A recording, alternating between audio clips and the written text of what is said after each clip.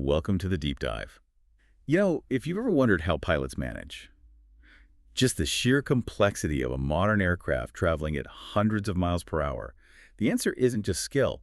It's about having a really, really smart information gatekeeper. It absolutely is. And today we're getting into one of the best, the ATR 42500's Centralized Crew Alerting System, or CCAS. The CCAS. This thing is basically the pilot's brain trust. It's not just about a red light flashing. It's about distilling thousands of data points into, actionable knowledge right when you need it. Our mission today is to decode that logic. Okay, so let's start with the core principle. The whole design is built on something called the lights out philosophy. Now, to me, lights out in a cockpit sounds, terrifying. Right, you'd think so, but it's the exact opposite. It's the ultimate sign of a healthy aircraft. If every system is running perfectly, every single panel is dark, the cockpit is quiet. So silence is good, darkness is good. It's the confirmation of normalcy.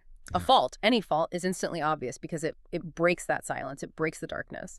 And the CCAS is the brain making sure that silence stays unbroken unless it's absolutely necessary. Precisely. It's monitoring everything, engines, hydraulics, electrics, and it gives you warnings for malfunctions, for abnormal situations.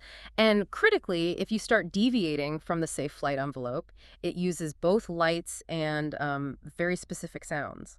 Let's talk about the hardware then, because the information has to go somewhere. It does. At the center of it all, you have the digital brain, the multifunction computer, the MFC. MFC, yeah, and that's processing all the fault data. Then, visually, the crew looks at the Centralized Crew Alerting Panel, the CAP. That's the main board of lights. That's the main board. It gives you that first high-level clue, like engine or hydraulics. And then you have the big ones, the flashing master warning and master caution lights, backed up by chimes and tones. So walk me through it. I'm a pilot. A fault happens.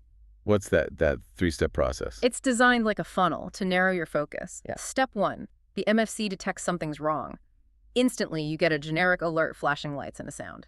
Okay, so something's wrong. I just don't know what yet. Exactly. So step 2, you glance at the CAP.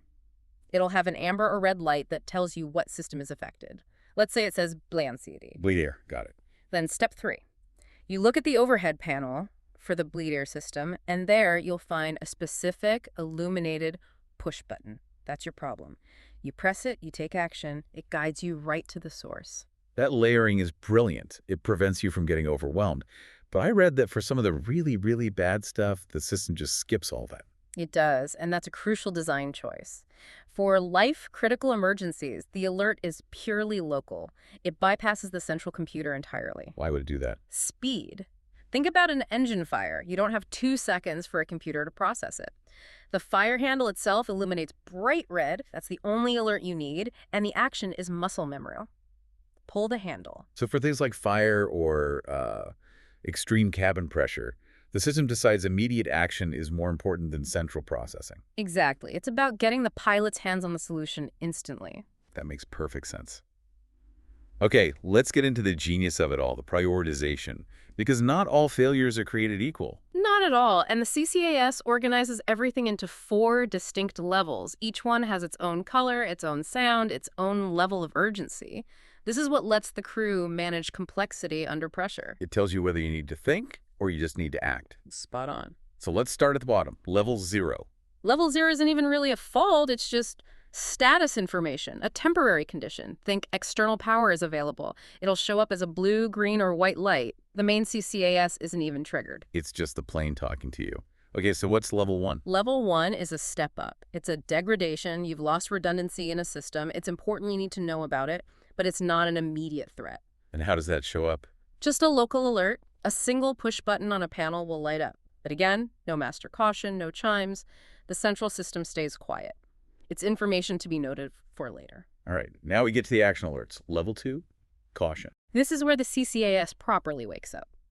A level 2 is an urgent situation, but one that allows for diagnosis. It's telling you something is wrong that does not require an immediate knee-jerk reaction. And the signals for that are? You get flashing yellow master caution lights, an amber light on the CAP identifying the system, and this is key, a single distinct chime. A single chime. That's the audio cue for stop, think, and consult the handbook. Precisely. You hear that one chime, you pull out the quick reference handbook, you diagnose the problem, and you follow the procedure. You have time to consider your options. Now let's contrast that with the big one, level 3, Warning. Level 3 is the emergency. It Yeah. means something is happening right now that threatens the safety of the flight. It requires immediate memory-based corrective action. And the alerts are unmistakable, I assume. Unmistakable. You get flashing red master warning lights, a red light on the CAP, and that single chime is gone. It's replaced by a continuous, repetitive chime that will not stop. That sound is designed to be jarring.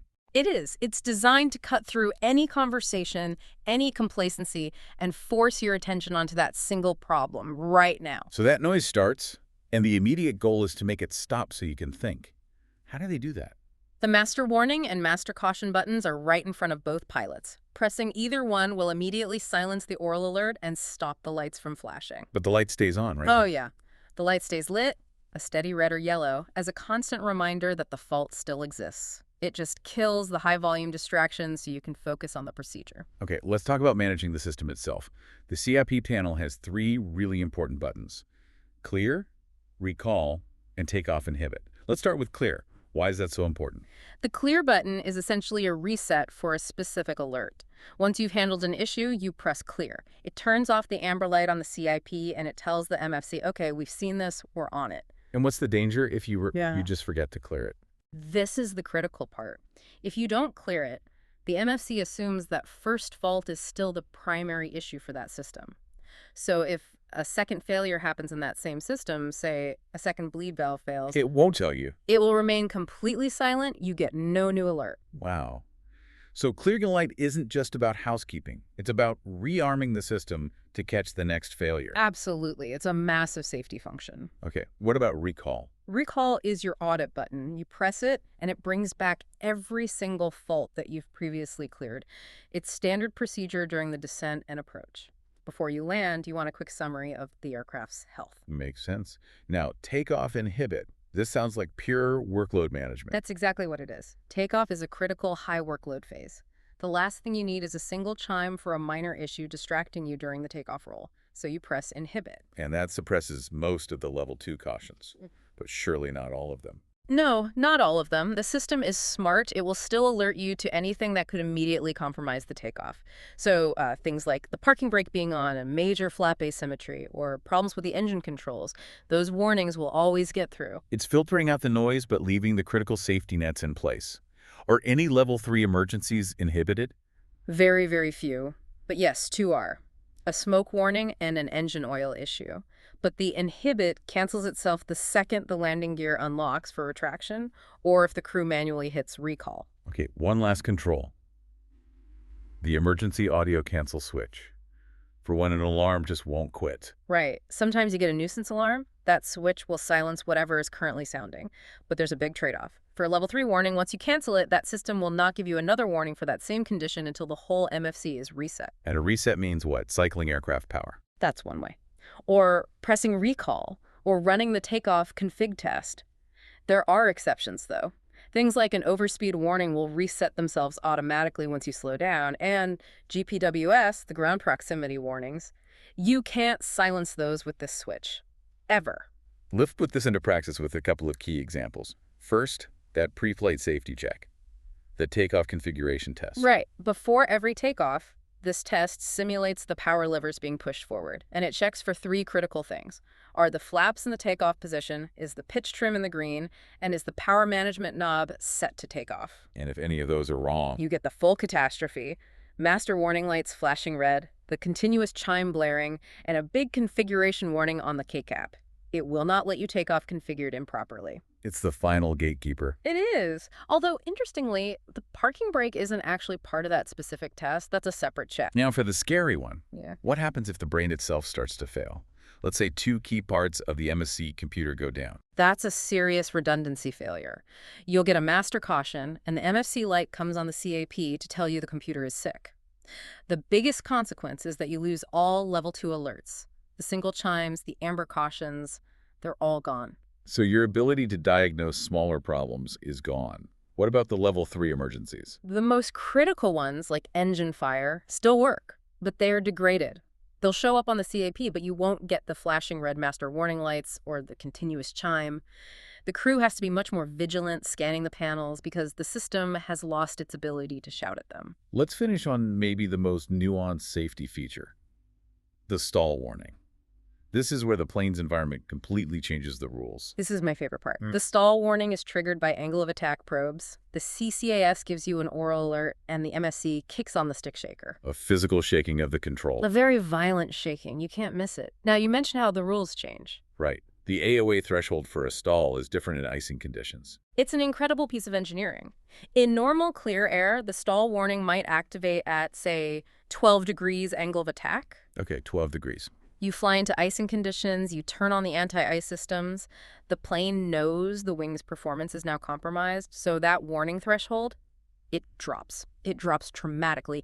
It might trigger as low as 6.2 degrees AOA. Wow, it's giving you the warning almost 6 degrees earlier because it knows the margin for error has just shrunk. That's context-dependent alerting at its finest. The system's logic adapts to the hostility of the environment. And the same goes for the stick pusher, which physically pushes the nose down. It has its own complex logic based on power, flaps, and ice, and it knows to inhibit itself when you're close to the ground.